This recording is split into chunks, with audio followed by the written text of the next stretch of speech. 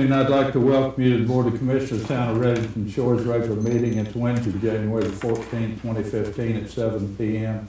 Please rise for the Pledge of Allegiance. I pledge allegiance to the flag of the United States of America, and to the republic for which it stands, one nation, under God, indivisible, with liberty and justice for all. Patty, call the roll, please. Commissioner Henderson? Here. Commissioner Walker? Here. Commissioner Holmes? Here. Vice Mayor Branch? Here. Mayor Adams? Here. Attorney General? Here. Next order of business is approval of the minutes for the regular meeting, December the 10th, 2014. Make a motion, we approve the minutes for regular meeting December 10th, 2014 as presented. Second. Motion and a second, in discussion. Hearing none, Patty, call the roll. Commissioner Henderson? Yes. Commissioner Tapper? Yes. Commissioner Holmes? Yes. Vice Mayor Branch? Yes. Mayor Adams? Yes. Next, ratification of the bills for December 2014 and January 2015. Make a motion that we ratify the bills for December 2014, January 2015 as presented. Second. Motion and a second, in discussion. Hearing none, Patty, call the roll. Commissioner Henderson? Yes. Commissioner Tapper? Yes. Commissioner Holmes? Yes. Vice Mayor Branch? Yes. Mayor Adams? Yes. Commissioner reports. My report is first, but I had just a little bit to talk about, but I'm going to turn my report over to Attorney Denhart. I was advised by Patty this morning that there had been two candidates that had qualified for the district seat that Commissioner Branch holds, and that yesterday or afternoon or something, one of the candidates had withdrawn. And so the issue was what to do, and there is a Florida statute 166.0316, and I remember when it was enacted 25 years ago, and it enacted because somebody in Tarpon Springs, I think, one of the candidates died, and they had to come out with a procedure for having somebody else, or maybe it was the only candidate that died. But at any rate, the legislature mandated that if there's a situation where somebody dies or withdraws, leaving fewer than two candidates, that the municipality must provide a process for reopening the qualifying period. And in 1990, Redington Shores enacted that in ordinance number 12-24, which provides in effect that in the event any qualified candidate dies, withdraws, or is removed from the ballot following the end of qualifying period, and in the event that leaves less than two candidates, then the qualifying period for that particular office shall immediately reopen, and additional qualification papers shall be available for that particular office in the town clerk's office until 12 o'clock noon, 14 days subsequent to the withdrawal, and that 14 days would be Tuesday the 27th. So by ordinance, the qualifying period for that district seat has reopened already, and anybody interested can take out the papers in the clerk's office. The qualifying period goes until noon on Tuesday the 27th, so the papers, if anybody takes any out, have to be turned in. Now, it's still unknown as far, it's also required that the town commission shall hold a special meeting within the first 7 days of such additional qualifying period for the purpose of making this announcement that I'm making right now. However, it was too late this morning to call a special meeting in conjunction with this meeting tonight, because we really need 3 days notice to call a special meeting. So at some time within the next 7 days, you're going to have a special meeting basically to reiterate what I just said. So that's up to the mayor and the council to commission to decide when you're going to have a special meeting for that purpose. I would suggest not having it until Monday or Tuesday, because there are some things that we need to work out with the supervisor of elections office as far as whether this situation might result in having to extend the time, whether the election can still be held on the, whatever it is, second Tuesday in March. Is that okay? Yes. Because unfortunately yesterday the names of the candidates, I guess, went to the printer for the ballot. So we will still try to see if the supervisor of elections can still hold the election on the same date. Hopefully we'll know that by your special meeting Monday, Tuesday, or whenever you have it. Any questions? Thank you, Attorney Denhart. Regarding the special meeting, I think Monday is a holiday. So Tuesday at 7 o'clock, is that okay with everybody? For the special meeting, Tuesday at 7 p.m.? What did you say about Monday and Tuesday? Didn't he say something about Monday and Tuesday? No, I'm talking about Tuesday. He said the meeting could be Monday or Tuesday. Monday. However, Monday is a holiday. Tuesday the 20th? Tuesday the 20th, correct? Fine with me. So Tuesday at 7 p.m. Here, yes. Yeah, when I said Monday or Tuesday, I wasn't remembering that Monday is a holiday. Is that okay with everybody? Yes, certainly. Okay. All right, then. We'll get the advertising on, sir. Okay, thank you. 7 o'clock, right? Correct. Thank you. All right, next, Vice Mayor Branch. Okay, in our police report for this month, the traffic citations are down evenly in both towns. Parking tickets were up slightly in Indian Shores, down in Reddington Shores. Traffic warnings were up in both towns, and there were 4 accidents in Indian Shores and 1 in Reddington Shores with no injuries reported. Physical arrest up 60% in Indian Shores and up 50% in Reddington Shores. I was just wondering if there was anything on these accidents, if they were caused by the crossovers. I know this hasn't, but I have seen more bumping. They get out and look and just take off than anything else. I'm just wondering if that is something we can pass on to somebody. Anyway, where's the cat? You're asking if the accidents were related to the pedestrian crosswalks? Right. No, sir, none of them were. None of them were. Okay, good enough then. We're clear on that. Thank you. That's all I have. Thank you, Vice Mayor Branch. Commissioner Kaplan. Okay, the permit for December 2014, we have a total of 63,538.36, and I believe there was a couple, 3 new constructions, 3 new houses in on that. Also, I want to speak about, it's nothing we're going to vote on yet, like getting bids and stuff. We're trying to put some new grass in Del Bello Park. And also, the pavers in there are absolutely shot, and we just repair them and repair them. So what we need, they're sitting on concrete, and they're just getting knocked out constantly. So what we're going to do is demo the concrete out and put the thick pavers for the sidewalk in there. And probably by the next meeting, I should have everything put together for a vote on that. Any questions? I would just mention to make sure that whatever improvements are going to be done, the Florida Communities Trust, that came from a grant from them in the first place. And Yeah. there were very strict, diagrams and drawings. Yeah, but we're not. To what's going to be there, so just make sure that's. Yeah, we're not changing that one yet. Okay. Commissioner Henderson. I have a question. The permits, relative to the budget, where do we stand? We're way over, because I remember the budget was only predicting about $40,000 for the year. We haven't even looked into that yet till we get some numbers. All I'm doing is saying it's in the process. We're trying to put something together. Okay. Once I figure out what it's going to cost, then I'll sit down with Mary and say, where's the funds? No, I meant the budget revenue for permitting, building permits. We're not building anything. Oh, you're talking about the permits? Yes. Oh, okay.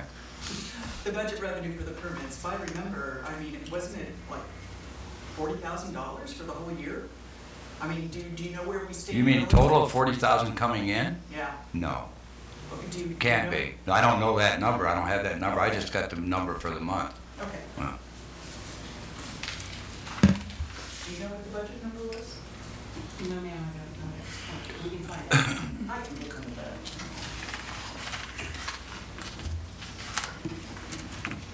All right, Commissioner Henderson. A number of our residents use the PSTA buses for transportation, and currently we only have one bus shelter if there should be bad weather, inclement weather, rain, sun, wind, whatever. And I recently found out about a program wherein PSTA helps defray some of the costs of shelters, and the program is undergoing some changes for the new year, but the representative from PSTA and I are working through the details, and I will keep everyone informed.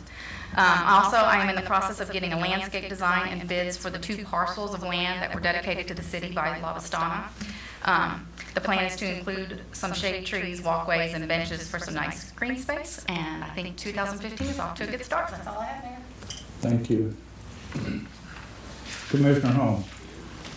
Well, thank you, Mr. Mayor. There was, in fire department services, there was 1 non-emergency fire response for the time period with a response time of 8 minutes and 55 seconds. There were 6 emergency fire responses for the time period and average time of 7 minutes and 5 seconds. Under emergency medical services, there were 7 non-emergency EMS responses for the time period with an average time of 6 minutes and 53 seconds. 16 emergency EMS responses during the time period for an average response time of 5 minutes and 58 seconds. And we're well within the parameters established, and the services being provided by our fire support and EMS services continue to be excellent. Thank you. Thank you, Commissioner Holmes. On to old business, the second reading and advertised public hearing for ordinance 14-04 Duke Energy franchise agreement. Ordinance number 14-04, an ordinance of the Town Commission of the Town of Redington Shores granting to Duke Energy Florida Inc., DBA Duke Energy, a non-exclusive electric utility rights-of-way utilization franchise prescribing the terms and conditions related to the occupancy of municipal streets and rights-of-way in the Town of Redington Shores, Florida, for the purpose of providing electric services, providing for severability of provisions, and providing an effective date. I make a motion that we adopt ordinance number 14-04 as read. Second. Second reading. I'll second that. Motion and a second in discussion. How long does? Please stand up.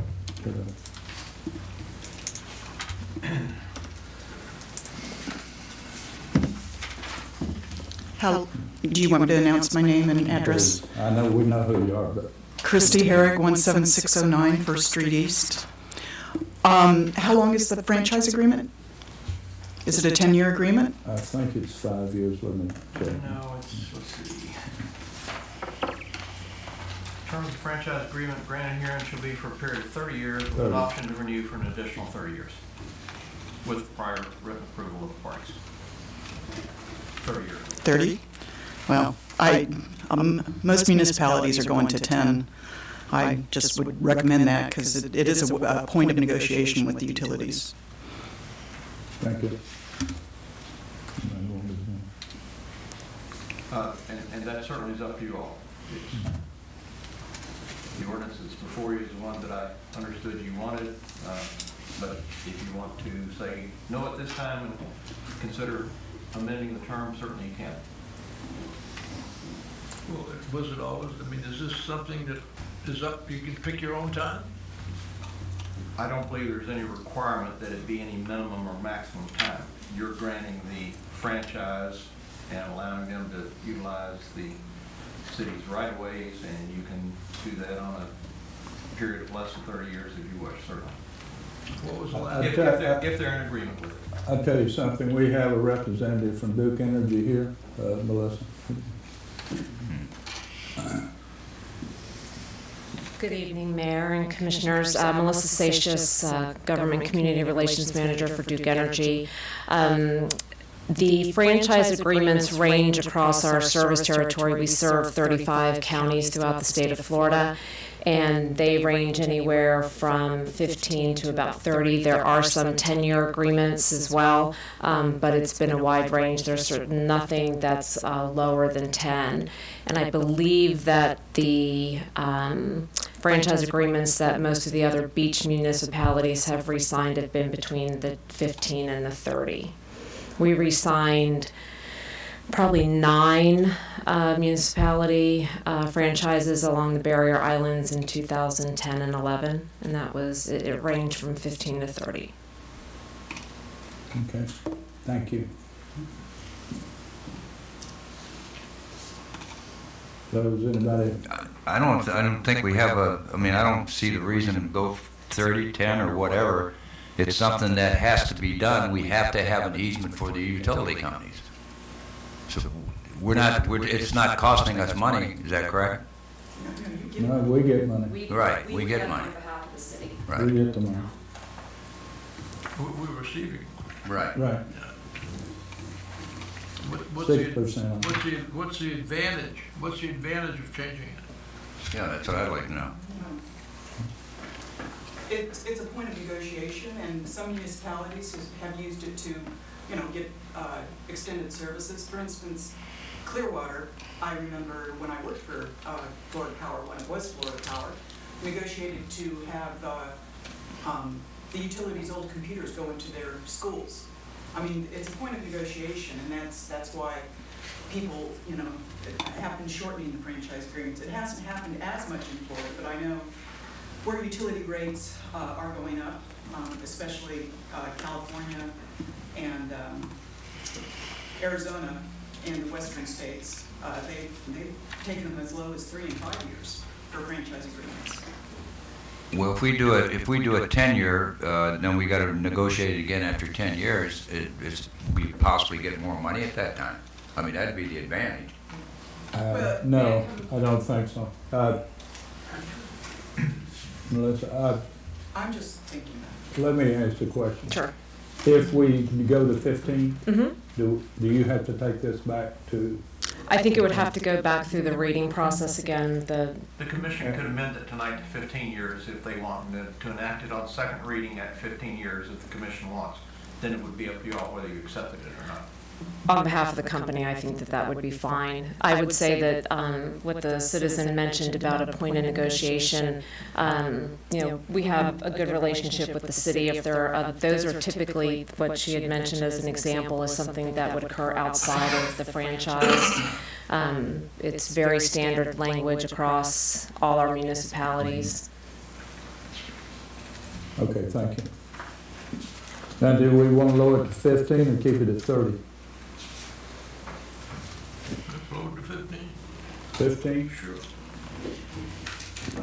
If your desire is to change it to a 15-year agreement, I would suggest, first of all, a motion to amend the ordinance on second reading to change the length of the franchise agreement from 30 years to 15, and to change the renewal option accordingly from 30 years to 15. So moved.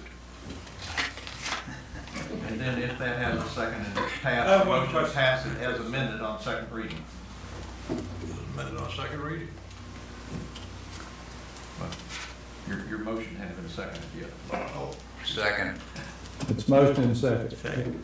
You did, Bud Heppel, 121, 177 Terrace West. You're talking transmission and distribution, right? That's what you're talking about? Right. We Right only away. have distribution here. Huh? We only have Who distribution. handles the transmission? We are the transmission provider, but there are no transmission facilities on Barrier Island. So this state is not deregulated, right?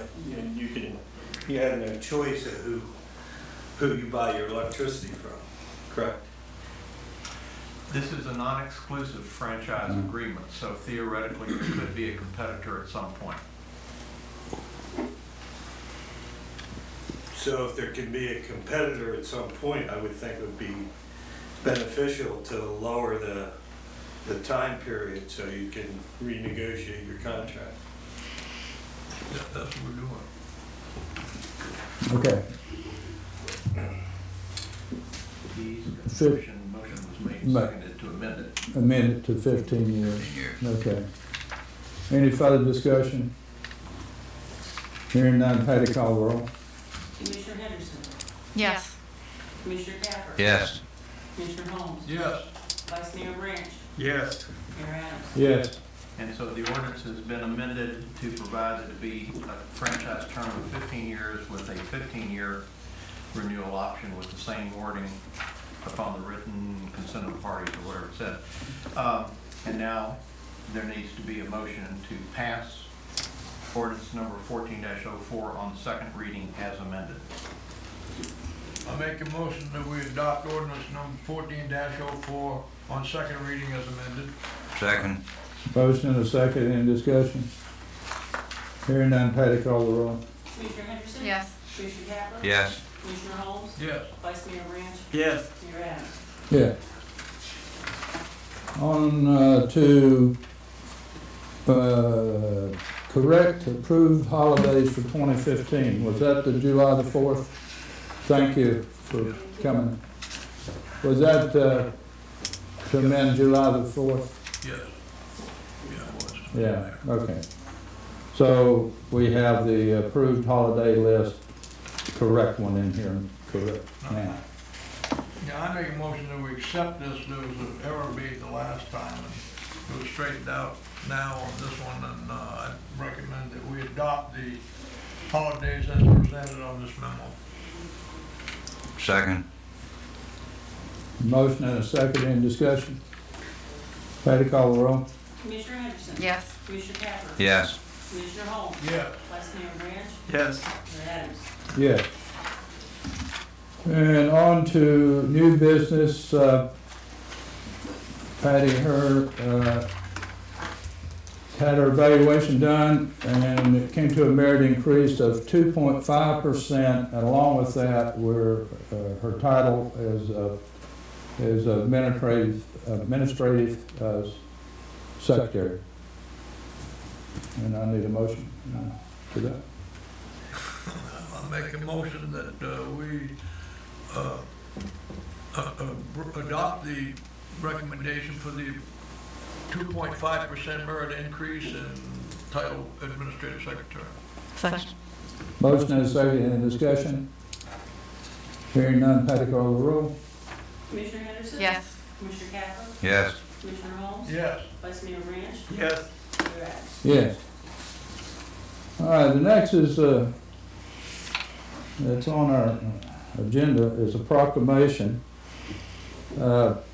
But because of our meeting date, so I saw this, so I made our proclamation last week for January the 5th through the 9th. So the proclamation was done last week by me.